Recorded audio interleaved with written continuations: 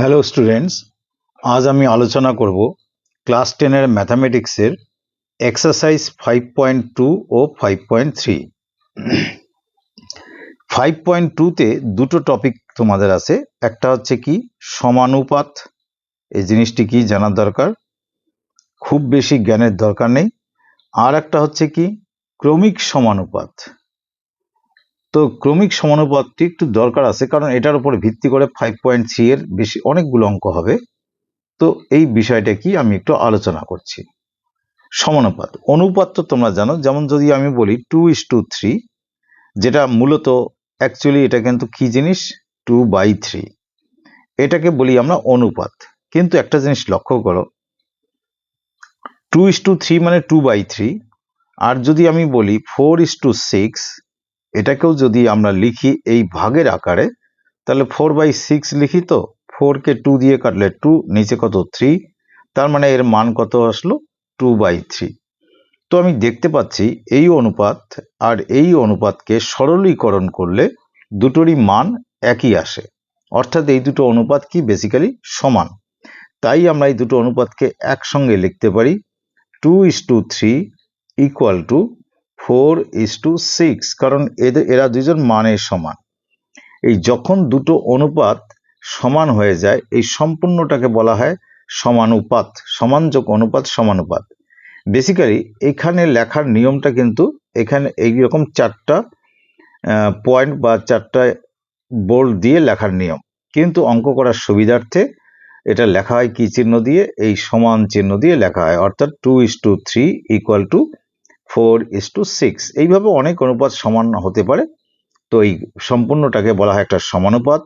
এর চারটি পদ আমরা দেখতে পাচ্ছি। প্রথমটিকে বলা হয় প্রথম সমানুপাতি, এটাকে বলা হয় প্রথম সমানুপাতি, এটাকে বলা হয় দ্বিতীয় সমানুপাতি, এটার নাম হচ্ছে তৃতীয় সমানুপাতি, তৃতীয় সমানুপাতি, আর এই লাস্ট পদটিকে বলা হয় চতুর্থ সমানুপাতি। কিন্তু এরকম যদি কোনো সমানুপাত আমি দেখাই তোমাদের, এখানে জায়গাটা লাগবে জন্য আমি মুছেই করছি। কিরকম কেস, ধরো 1:2 আছে, এর ইকুয়াল 1:2 মানে 1/2। আবার 2:4 আছে, তার মানে 2/4, কাটলে উপরে 1, নিচে কত 2 আসে, মানে এটারও ভ্যালু কত হচ্ছে হাফ। তার মানে আমি দেখতে পাচ্ছি দুটো অনুপাত বেসিক্যালি সমান। সমান মানে আমরা সমানুপাতের মতো করে লিখলে কি লিখবো, 1:2 ইকুয়াল টু 2:4। তো এখানে যদি আমি পদগুলো কাউন্ট করি, তো মূলত তিনটি পদ, একটি হলো 1, পরেরটি হলো 2, আর একটি হলো 4। এই 2 পদটি এমন একটি পদ যে এখানে উত্তরপদ, এখানে পূর্বপদ রূপে ব্যবহৃত হয়েছে, অর্থাৎ এটাকে যদি ভাগের আকারে লিখি 1/2 ইকুয়াল টু 2/4। তো এরকমও অনুপাত আমরা দেখতে পাচ্ছি যে একই পদ এখানে হর হিসাবে, এখানে লব হিসাবে। যখন এইরকম ঘটনা ঘটে, তখন এই দুটো সমানুপাতের মধ্যে একটা মিল আছে, একটা কন্টিনিউটি আছে, সেই জন্য এই সমানুপাতকে বলা হয় ক্রমিক সমানুপাত। নিশ্চয়ই পার্থক্যটা বুঝেছো। এই ধরনের সমানুপাতকে বলে কি ক্রমিক সমানুপাত। তো এই ক্রমিক সমানুপাতের পদ আমরা কটা দেখলাম, তিনটে পদ। এটা যেমন প্রথম সমানুপাতি, এটাকে তৃতীয় বলে, আর এই মাঝের সমানুপাতটিকে বলা হয় মধ্য সমানুপাতি, মধ্য সমানুপাতি। তো মাঝে মাঝে আমাদের বের করতে বলবে মধ্য সমানুপাতি নির্ণয় করো। তোমরা সিম্পল এই নিয়মে করতে পারো, অথবা এটা করতে গিয়ে দেখবে, আমি একটা এক্সাম্পল দিয়ে বলি। ধরো একটা এক্সাম্পল এখানে আলোচনা করলে বুঝে যাবে। সেটা হচ্ছে, ধরো তোমাদের বলা হলো 9 আর 16 আছে। তো এর মাঝে একটা সমানুপাতি আছে, যেটা মিলে এরা তিনজন ক্রমিক সমানুপাত তৈরি করেছে। সেই মাঝের সমানুপাতি বা মধ্য সমানুপাতিটি নির্ণয় করো। তোমরা এটা এক্স ধরলে, তাহলে বেসিক্যালি কি লিখবো, 9 এই পদটি দুবার ব্যবহৃত হয়। দেখো এখানে এই 2 দুবার ব্যবহৃত হয়েছে, তাহলে 9/x ইকুয়াল টু x/16। তো বজ্রগুণ করলে কি পাচ্ছি, x² ইকুয়াল টু 9 × 16।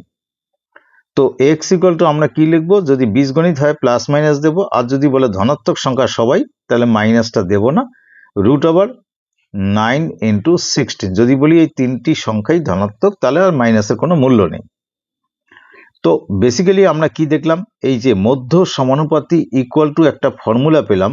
কি পেলাম? স্কোয়ার রুট অফ প্রথম পদ ও শেষ পদ, অর্থাৎ প্রান্তিক পদ দুটির গুণফল। প্রান্তিক মানে দুই প্রান্তে যারা আছে, প্রান্তিক পদ দুটির গুণফল, সংক্ষেপে লিখলাম পদ দুটির গুণফল। তো এইভাবে অনেকে সংজ্ঞা মানে মধ্য সমানুপাতি বের করাটা সূত্র হিসেবে মনে রাখে। আর তোমরা যদি বেসিক কথাটা বুঝে যাও, মধ্য সমানুপাতি মানে কি, এই এক্সটি দুবার ব্যবহৃত হবে, এখানে একবার নিচে, এখানে একবার উপরে, তাহলে সিম্পলি এই পদ্ধতিতে অঙ্ক করতে করতে বের করতে পারবে। আশা করি মধ্য সমানুপাতি সম্পর্কে ধারণা ক্লিয়ার। এবার 5.2 এর একদম সরাসরি আমি 7 নম্বর অঙ্কতে যাচ্ছি, যেটা হচ্ছে মোস্ট ইম্পর্টেন্ট। এটাকে তোমরা 10 স্টার দিয়ে রাখবে, মানে কখন কোন পরীক্ষা আসবে কোনো ঠিক নেই। ফার্স্ট টার্ম পরীক্ষা তো আসতে পারে, বা ফার্স্ট সামেটিভ টেস্ট এক্সাম, মাধ্যমিক, যে কোনো সময় আসতে পারে। কোশ্চেন কি আছে? 5টি ক্রমিক সমানুপাতি সংখ্যার প্রথমটি 2 আর দ্বিতীয়টি 6, তাহলে একদম শেষেরটি মানে পঞ্চমটি কত? তো এটা যদি তোমরা এভাবে ভাবো, 5টি মানে আমি 5টি নাম্বার মানে গোল দিচ্ছি, 1 2 3 4, এই 5 নাম্বার দিলাম। প্রথমটি দেওয়া আছে 2, প্রথমটি দেওয়া আছে 2, দ্বিতীয়টি আছে 6, আর এই যে 5 নম্বর যেটা, সেটা নেই। তো আমি তৃতীয়টিকে এক্স ধরলাম, চতুর্থটিকে ওয়াই ধরলাম, পঞ্চমটিকে জেড ধরলাম। খুব সিম্পল ভাবে বলছি, দেখবে ভুলবে না কোনোদিন। তা আমরা কি লিখবো? ধরি প্রথমে আমাদের দ্বিতীয় তো আছে, কি লিখবো আমরা? ধরি তৃতীয়, কমা চতুর্থ ও পঞ্চম, যে ভাষায় লেখো, পঞ্চম সমানুপাতিগুলি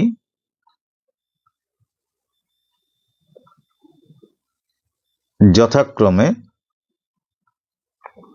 এক্স কমা ওয়াই কমা জেড, যথাক্রমে মানে পরপর। তার মানে আমরা যদি এই তিনটে রাউন্ডকে যদি কনসিডার করি, এটা তো সবাই তো এখানে ক্রমিক সমানুপাতি, তাহলে এই তিনটের বেলা কি লিখবো? 2/6 ইকুয়াল টু, আবার এই 6 কে ইউজ করব, 6 বাই এই যে এটা পদ কি আছে, এক্স। এখানে কাটাকাটিটা সহজ, দেখো 2 দিয়ে 6 কে কাটলে 3, অতএব এক্স ইকুয়াল টু কত পেলাম? 3 6 18, এক্স কিন্তু পেলাম। এবার যদি আমি এই তিনটেকে কনসিডার করি, লিখবো আবার পরের তিনটে কনসিডার করলে কেমন পাবো?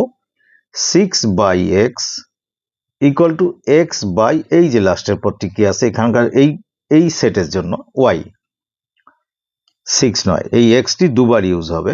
তো এক্স এর ভ্যালু কত পেয়েছি? 18।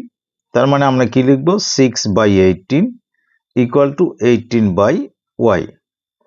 তো এখানে 6 দিয়ে 18 কে কাটলে 3 পাচ্ছি, দেয়ারফর y ইকুয়াল টু 3 18 কত? 54 পাচ্ছি।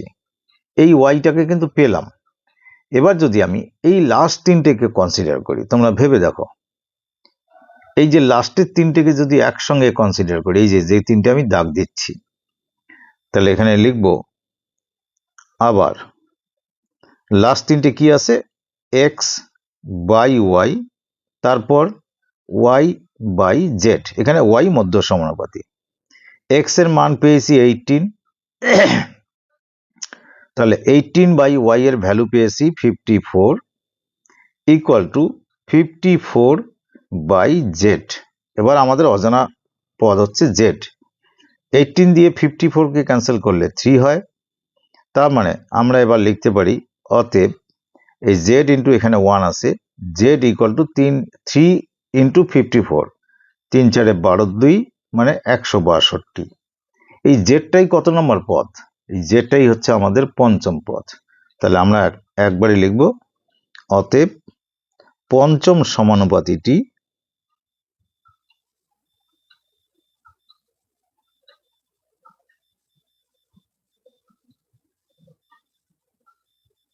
Equal to 162। আশা করি বুঝতে অসুবিধা হয়নি। তো এটা ভালো করে মনে রাখবে, এই অঙ্কটা খুব ইম্পর্টেন্ট। এবারে এই এক্সারসাইজের নাম্বার 9-এ বলা আছে এখানে কতগুলো সংখ্যা দেওয়া আছে, কারা 23, 30 মানে 30, 57, 78, এদের প্রত্যেকটি থেকে কত বিয়োগ করলে। 8 নম্বরে আছে কত যোগ করলে, আর এখানে আছে বিয়োগ করলে। বিয়োগ করলে বিয়োগফলগুলি সমানুপাতি হবে। তো আমরা যেটা বিয়োগ করতে হবে সেই সংখ্যাটিকে এক্স ধরলাম। ধরি, পুরো বড় ভাষা লিখলে অনেক কিছু লিখতে হয়, তোমরা যদি শুধু লেখো ধরি নির্ণেয়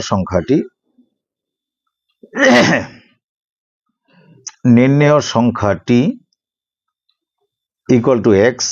এক্স অবশ্যই 0 থেকে বড় হবে।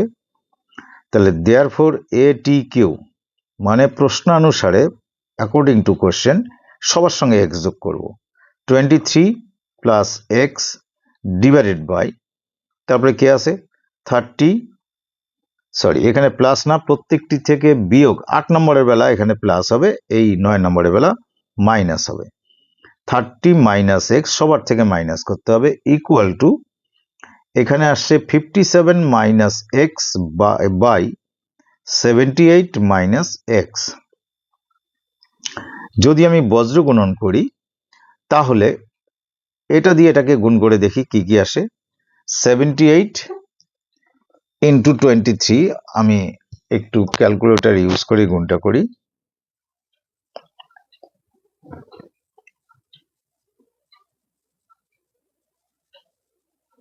23 ইন্টু 78, এটা আসলো 1794।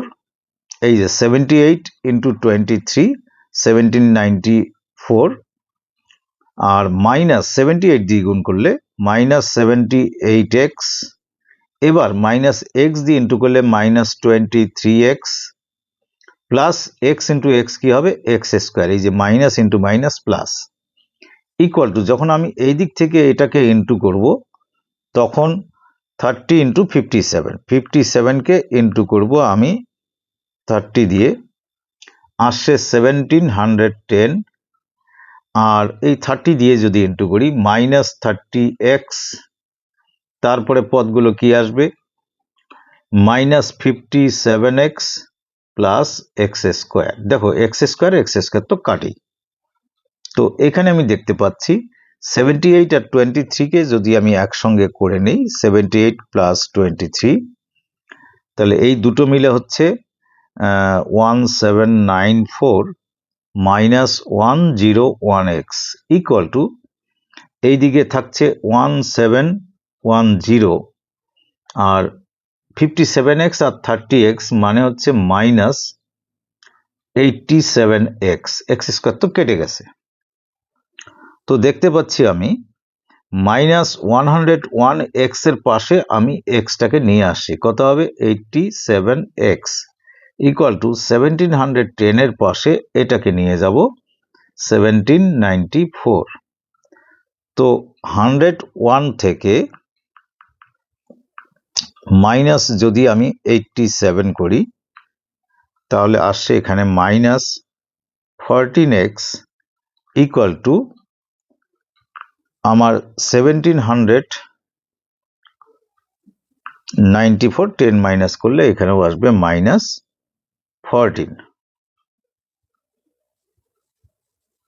84, এই যে 94 থেকে 10 17 মাইনাস গুলো 84, তো মাইনাস মাইনাস তো উড়ে যাবে, উড়ে গেলে 14x ইকুয়াল টু 84। তো 84কে যদি তোমরা 14 দিয়ে ডিভাইড করো তাহলে নিশ্চয়ই জানো 7 আসবে, 6 14 84, 6 আসবে।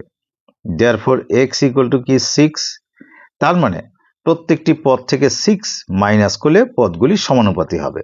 তাহলে উত্তরটা লিখবো, অতএব নির্ণেয় সংখ্যাটি ইকুয়াল টু 6। এটা বিয়োগের বেলা যদি হয়, যোগের বেলা 8 নাম্বার তোমরা নিশ্চয়ই পারবে। এটা PQRS দিয়ে আছে 10 নাম্বার, এটাতে অনেকে চিন্তিত হয়ে যায়। দেখো এটা কিভাবে করছি, বলছে এর প্রত্যেকটি থেকে কত বিয়োগ করলে, এবারও বিয়োগ করা। তো আমরা লিখবো, ধরি এখানে প্রত্যেক পদ থেকে বা নির্ণেয় সংখ্যা লিখলেও কিন্তু কোনো অসুবিধা নেই। প্রত্যেক পদ থেকে এক্স বিয়োগ করতে হবে, এটা একটু ভালো করে বুঝবে। ব্র্যাকেটে এক্স গ্রেটার দেন 0, এটা ছাড়বে না। দেয়ারফর এ টি কিউ, এখানে কিন্তু এক্স প্রত্যেক পদ থেকে বিয়োগ করতে বলেছে। বিয়োগ মানে আমরা কি লিখবো তাহলে লিখবো P minus X divided by, পরের পদ কি আছে, Q minus X equal to, এখানে আছে কি R minus X by S minus X. এখন অনেকে চিন্তা করবে এখানে সবই তো অজানা রাশি, কোনটা বের করব। আমরা যে এক্স ধরেছি সেই এক্স এর মান বের করব, পি কিউ আর এস না। তাহলে যদি আমি বজ্র গুণন করি তাহলে পাচ্ছি কি, আগে এই দিকটার সঙ্গে এই দিকটা যদি গুণ করি, ধরো কিউ দিয়ে গুণ করছি, Q R minus Q x, এবার এক্স দিয়ে যদি গুণ করি তাহলে মাইনাস আর এক্স প্লাস, এই যে minus into minus plus X square, আর এদিকে গুণ করলে যদি পি দিয়ে স্টার্ট করি তাহলে পিএস মাইনাস পি এক্স, আর তারপরে এক্স দিয়ে স্টার্ট করলে minus S X plus X square, এই প্লাস এক্স স্কোয়ার কাটলো। এবার এক্সওয়ালা যে টার্মগুলো তাদেরকে একদিকে আনবো। কে কে আছে দেখো, এই দুটোতে এক্স আছে, এই দুটোকে যদি আনি, এই যে এই মাইনাসওয়ালাটা এদিকে আসলে প্লাস হবে, তাহলে কত পাবো, পি এক্স, আর এই মাইনাসওয়ালা এদিকে আসলে প্লাস হবে এস এক্স, আর আগের থেকে এখানে আছে কি কিউ এক্স, এই মাইনাসগুলো পরে লিখছি, মাইনাসগুলোকে পরেই লিখতে হয়, আর এক্স, তাহলে এক্স সম্বলিত রাশিগুলো নিয়ে আসছি।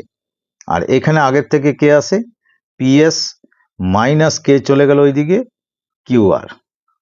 একদিকে আনার উদ্দেশ্য আমার এক্স এর মান চাই, তাই এক্সটা কমন নিলাম, নিলে কি থাকবে, পি প্লাস এসটা স্মল লেটার তাই এভাবে লিখছি, এখানে কিউটা প্লাস হবে না, মাইনাস হবে, সাইন মাইনাস আছে, মাইনাস আর ইকুয়াল টু কি পেলাম, পিএস মাইনাস কিউ আর। তো আমার কিসের মান চেয়েছে, এক্স এর মান, তো লাস্ট অব্দি লিখবো দেয়ারফর এক্স ইকুয়াল টু দিয়ে আগে দাগটা টেনে নেবে, ডান দিকে কোনটা থাকবে, থাকবে P S minus Q R, আর নিচে আসবে এই বড় পদটি পি প্লাস, এটা পিটা small letter, P plus S minus Q minus R, এই যে এক্স এর মান বেরোলো এটাই হবে আমাদের উত্তর।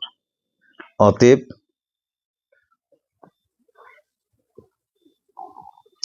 নির্ণেয় সংখ্যাটি, যেটি প্রত্যেকটি পদ থেকে বিয়োগ করতে হবে, অত কথা লিখলাম না, নির্ণেয় সংখ্যাটি ইকুয়াল টু আমার এই যে বিশাল মানটি আসছে এটাই লিখতে হবে। তাহলে কি লিখবো, PS minus Q R by P plus S minus Q minus R, এটাই হলো উত্তর। এবার এখানে একটা বিষয় বলি, কেউ যদি এই বজ্রগুণ করার সময়, আমি যেমন এই সাইডটার সঙ্গে এই সাইডটাকে আগে গুণ করেছি, কেউ ভুল করে এটার সঙ্গে এটা গুণ করলে তাতে অঙ্ক ভুল হবে না, তোমাদের এই যে চিহ্নগুলো এই জায়গাগুলো প্লাস আসবে, আর এটা সামনে যাবে এটা পেছনে যাবে, সেই উত্তর দেখে ঘাবড়াবে না, সেটাও রাইট। এবারে এক্সারসাইজ 5.3 এর দুই একটি অঙ্ক স্টার্ট করা উচিত, তাহলে প্রথমটা কমসে কম শুরু করি। দেখো শুরুতে আমাদের দেওয়া আছে a is to b equal to b is to c, কথাটা লিখি, এখানে লিখবো কি, যেহেতু a is to b equal to b is to c, এটা কিন্তু বি দিয়ে শেষ, বি দিয়ে শুরু, মানে বি দিয়ে এটা উত্তরপদ, এখানে পূর্বপদ, তার মানে এটি একটি ক্রমিক সমানুপাতিক। ক্রমিক সমানুপাতির অঙ্কে একটু অন্য বুদ্ধি লাগাতে হয়, আমি 4 এর আগের অঙ্কগুলো সেই জন্য করলাম না, এখান থেকে একটুখানি সবগুলো অঙ্ক দরকার আছে, প্র্যাকটিস করা উচিত, একটু দেখে যাও। a is to b মানে অ্যাকচুয়ালি a বাই বি লিখবো, equal to b is to c মানে b বাই c, এই পুরোটাকে আমরা কে ধরবো, কে ধরি, কমা দিয়ে যেখানে কে গ্রেটার দেন 0, বা অনেকে লেখে কে একটি অশূন্য ধ্রুবক, তো ধ্রুবক কে হচ্ছে ধ্রুবক, মানে এই প্রত্যেকটি অনুপাতের মান হচ্ছে ধ্রুবক, সেই ধ্রুবকটাকে আমরা কে ধরেছি। এবার একটা এখানে স্পেশাল জিনিস চিন্তা করতে হবে। তো অ্যাকচুয়ালি এখান থেকে আমরা কি বুঝলাম যে এ বাই বি এর মানটাও কে, আর বি বাই সি যে আছে, এই যে A by B equal to B by C equal to K, অর্থাৎ এটা ইকুয়াল টু কে, এটা ইকুয়াল টু কে, এরকম তো হয়। কিন্তু অনেকে করে কি, এটা দিয়ে স্টার্ট করে, তাতে কিন্তু একটা টেকনিক্যাল ভুল হয়, সেটা করবে না। আমি যেটা বলছি সেটা শোনো এবং ব্যাখ্যাটা আমি ঠিক জায়গা মতো বুঝাবো। দেয়ারফোর প্রথম করবে কি, যে এইটা ইকুয়াল টু যে কে আছে, এটা আগে ভাববে। এটার কথা ভাবা বন্ধ করে দাও, এটাকে ভাববা না। তাহলে B by C equal to যদি কে হয়, তাহলে অতএব বি ইকুয়াল টু কি হবে, সি কে, অর্থাৎ লাস্টের দিক থেকে স্টার্ট করবে। হয়ে গেল এটা করা। এবার এই বি বাই সিটাকে ভাবা বাদ দিয়ে দাও। এবার এ বাই বি ইকুয়াল টু যে কে, এটা ভাবো। এ বাই বি ইকুয়াল টু কে, এটা যদি ভাবো, তাহলে এ ইকুয়াল টু কি হবে, বি কে, সেই কথাটা নিচে লিখছি। এবং এ ইকুয়াল টু কি বললাম, আমরা কি পেলাম, বি কে।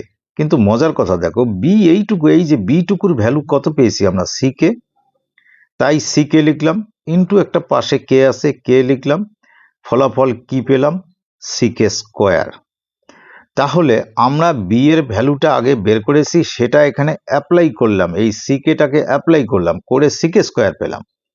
তো বি কে যদি আগে না পাই, কি করে বি এর ভ্যালু আমি এখানে ইউজ করব? সেই জন্য অনেকে এ দিয়ে স্টার্ট করে, সেটা কিন্তু ভুল পদ্ধতি, টোটালি রং প্রসেস। সেটা করবেন না। কারণ টিচার বা কেউ যদি শিখিয়ে থাকে ক্রমিক সমানুপাতির বেলা, এই শেষের দিক থেকে স্টার্ট করবে।